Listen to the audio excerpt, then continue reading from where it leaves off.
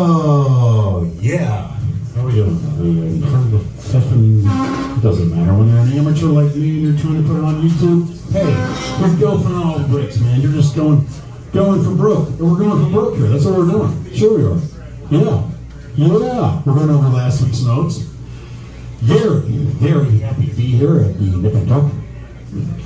And last week was the first time that I was ever at an open stage. So I was like, wow, that was quite an experience. I was really shocked about everything, the newness of it going. And I what did I do? I texted my new friend, Banjo. I'm gonna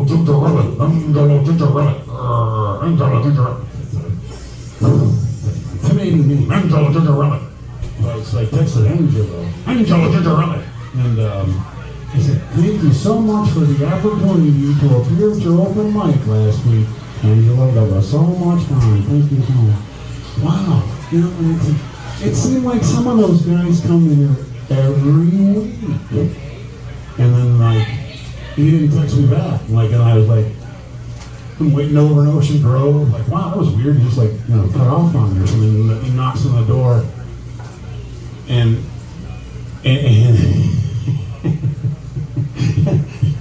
I open up the door and he slaps me in the face and says, that's what comics do, man. They meet at open mics, meathead. Like that's how comics do it over the world. Like, oh, wow, thanks, Angelo, for dropping by and telling me that. But, more notes from last week. Yeah, so Angelo left. And then I saw him here tonight, obviously. And then what happened? What happened next? Last week we were here and he said, read the room. I came up and I said, can I say the F word and grab my dick? And he said, read the room, Rich. And I said, the wax figures in the room? You mean the stones? The people who are not moving? Read the room because children might come out from under the corpses? No? Is that how you read the room? All right, Angelo. Right. Anyways, I think I've learned a couple jokes already. Where are we going from here?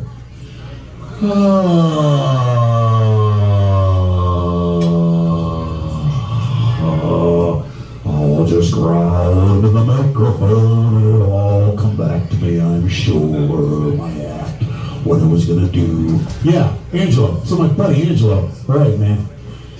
He texted me back like, you know, wow, after I said to him, like, what do comics do? They meet every week and they work on the material? He goes, yeah, dumbass. And then he goes, and then he sent me this GIF of like Moesha or something in my phone, Facebook Messenger. I don't know if it was like Moesha or the girl from Hidden Figures or whatnot. And I don't know. I was really confused by the whole thing. Like, apparently, Black Lives Matter when Angelo Tintorelli is sending you a GIF. That's when the Black Lives Matter, Angelo Tintorelli. I don't want to say that in front of our new black friend here tonight, right? So I thought, hey, I'm going to share something. I'm going to share, and I'm glad we have our new African-American friend over here, because I'm going to share something with you, my friend. I am going to channel my inner Diana Ross. Yes, I am, just for you. You ready? Goes like this. Do you know where you're going to?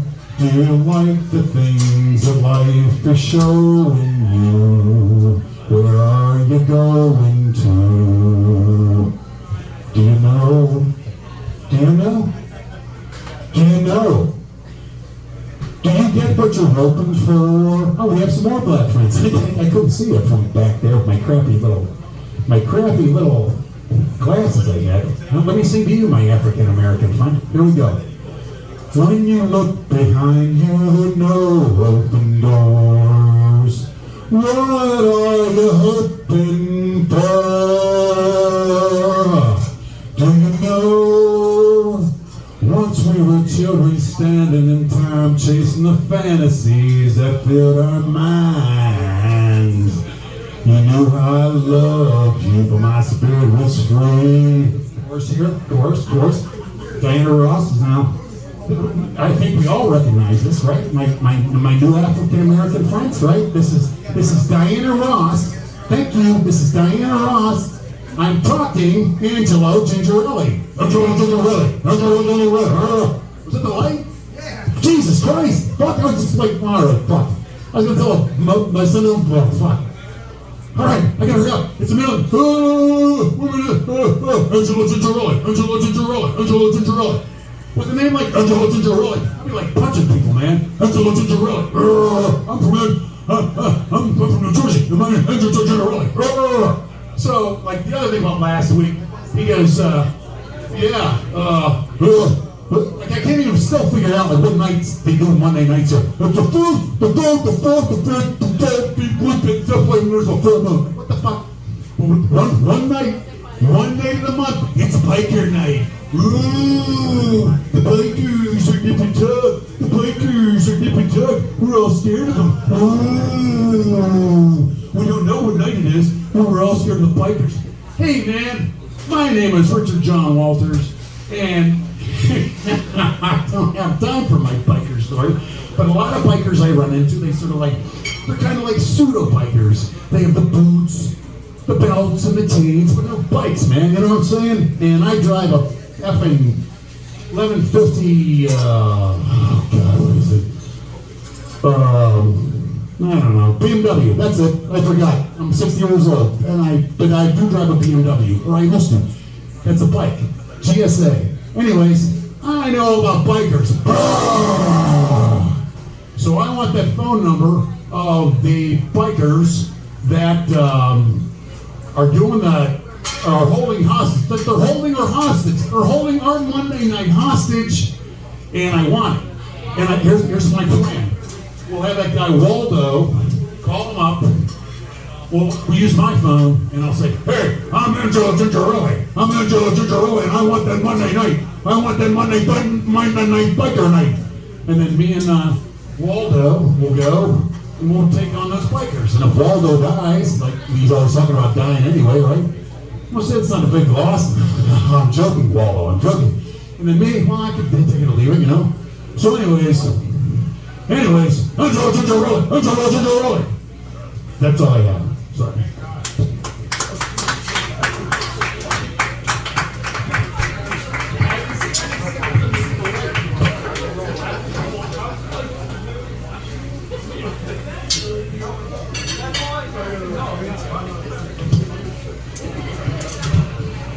How we doing, Nick and Tuck? I'm not sure what happened. I stepped outside for a second. I'm gonna say I want no beef with any bikers. That's not for me. Number two, don't judge me. I've never posted or said anything about Black Lives Matter to anyone. I didn't. I'm an ally. I think cops have a hard job. I'm in the middle. That's where I am with that. Okay. So I'm not. I just need to distance myself from those two things. Because the last thing I need is to be like being beaten up by bikers and have cops ignore me because they think I'm super into Black Lives Matter. If bikers attack me, I need the cops to come. Like that's really what it is. That's where I am. I'm really sorry. But we gotta keep this moving. Where's Sean McDonough?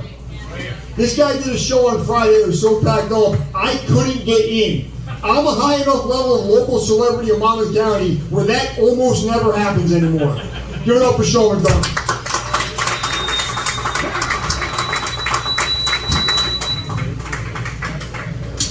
Even the mic doesn't want me to come up here. Jesus Christ. It's your boy, Sean McDonough. You ever notice that your boy is only positive in the first person? You never want to be your boy in the third person? Like, come get your boy, that's never a good look. You know? But, I got resentment with Sean Puffy Combs. I know it sounds a little outdated, but bear with me. It's not because he's changing his name to like Brother Love or Love Bomb or P. Diddy Nasty or whatever the fuck it is now.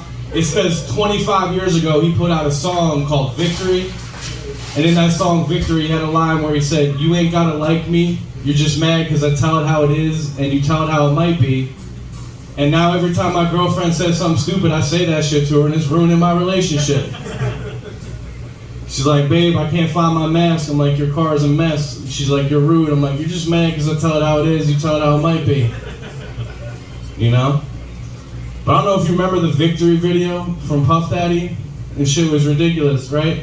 The beginning of the video, it says the year 3004 AD. The year 3004 AD. And then he gets a text on a Nextel that says, run.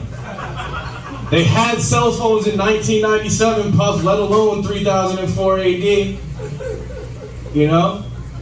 I mean, look, this motherfucker makes me mad, right? He took the music from a Rocky soundtrack.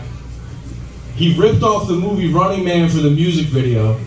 Another rapper wrote his rhymes, and he's a billionaire. I'm all original. I'm in the back looking up cars under $2,000 on Facebook Marketplace. This shit is ridiculous, man. Busta Rhymes is in the video, looking like a gargoyle on the edge of the building. Up on top, where the bitches is at? Where the bitches is at? They're chasing Puffy through a dystopia bus. You know? They got Busta looking like Big Bird in blackface. It's fucked up. It's fucked up. You know? It's ridiculous, but you know, the other day, like, one of my girl's friends graduated. She got a degree in like social work or something like that, you know? And she had this thing on Instagram that said, there's nothing more dangerous than an educated woman. I was like, really? What about an uneducated man? Sounds like that's what you were studying over there. Like, you just spent all this money going to school, and some dude named Chad who just spent his entire stimulus check on a lift kit and failed remedial math 3 times at Florida State is probably going to kill you in a DUI on the way home. I think he's the more dangerous one. And her friend's like, I don't really like that you're saying it to me. I'm like, you're just mad because that's how it is. You tell it how it might be. You know? But there's a lot of changes going on. Like this is a tough time in this country, I think, you know, for a lot of people. But I think we just got to remember, like, we're all going to be okay. Because if you think about it, there's people in here, there might be somebody in here alive right now, but definitely somebody in here's parents was alive when jazz was cool. Somebody used to put on a 3-piece suit and a fedora to try and go get some pussy. And somebody else's grandma probably got John Coltrane in the back of the boom boom room. And we got through that phase as a country, we're gonna be all right, you know? Just so long as, like, maybe we stop with the Marvel movies. I think that the Marvel movies are probably the biggest problem that this country has. Because everybody's not supposed to think that they're a superhero. Everybody thinks they're a superhero because of Marvel movies. It's not true. I don't know if you guys remember in Asbury on Memorial Drive for a long time, they had this billboard, right? And it had, like, the gayest looking dude in the Village People all wrapped up in leather, and he's sitting there like this. Next to him, all cartooned out, you know, like a comic book. It says, know your status, get tested, prevent HIV, get prepped, be a superhero. It's like, oh, I'm sorry, Mr. Super Sodomizer, man. I didn't realize responsible butt fucking was a superpower. I thought that was just some shit you're supposed to do. You know? And then I'll be riding around, I work in Ocean County, and I'll ride around, I'll see dudes in old pickup trucks that look like me, like 20, 30 years in the future, you know? One side, they got like a Trump flag with a machine gun. The other side, they got an NRA sticker, and then in the back, they got a Punisher emblem. Right? And that dude thinks he's a superhero too, but his only superpower is blaming every failure in his life on Mexican people. Like, nah, dude, we didn't fire you because you're white. We fired you because you ate too much Oxy and fell off the roof and our insurance went up. You know? But you know who are superheroes? Mexican people.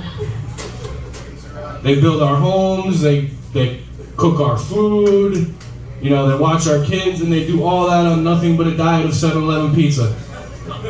You ever seen a dude named Hector crush 12 wings behind a Wawa and put up a fence in the back half of a Friday afternoon? $400 under bid? That shit is a superpower, you know? I was working that joke out with my friend Franco. He's Guatemalan. He's like, I don't know if you should say it like that, man. I'm like, you're just mad because I tell it how it is. You tell it how it might be. You know? All right, guys, this has been fun. Thank you. Yeah.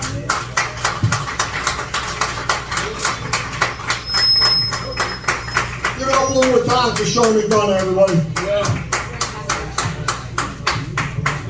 Next guy coming to stage performs regularly at Uncle Vinny's in Point Pleasant. You know, on the podcast circuit. Give